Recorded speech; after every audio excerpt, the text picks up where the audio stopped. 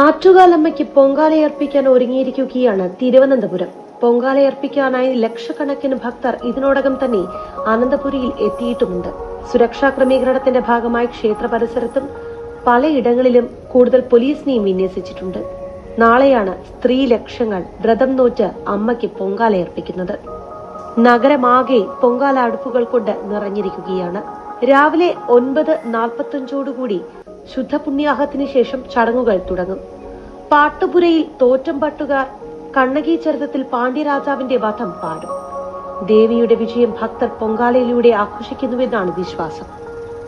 പാട്ട് അവസാനിക്കുമ്പോൾ തന്ത്രി തെക്കേടത്ത് പരമേശ്വരൻ വാസുദേവൻ ഭട്ടത്തിരിപ്പാട് ശ്രീകോവിലിൽ നിന്ന് ദീപം പകർന്ന് മേൽശാന്തി വി മുരളീധരൻ നമ്പൂതിരിക്ക് നൽകും. 10:15 മേൽശാന്തി തിടപ്പള്ളിയിലെ പൊങ്കാലയെടുപ്പിൽ അഗ്നി പകരും.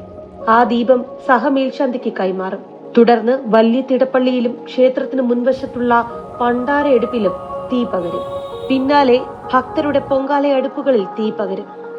അനന്തപുരി യാഗശാലയായി മാറും. ഇത്തവണ ഉച്ചയ്ക്ക് 1:15 ഉച്ചപൂജയ്ക്ക് ശേഷം നിവേദ്യം സമർപ്പിക്കുക.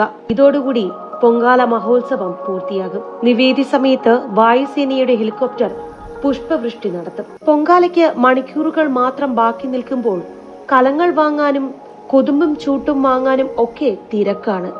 അലങ്കാര ദീപങ്ങൾ തിരുവനന്തപുരം നഗരത്തെ കൂടുതൽ സുന്ദരിയാക്കുന്നു. കടുത്ത ചൂടിൽ ഭക്തർക്ക് ദാഹമകറ്റാനും അന്നദാനത്തിന് വേണ്ടിയിട്ടുള്ള ഒരുക്കങ്ങളും പൂർണ്ണമായിട്ടുണ്ട്.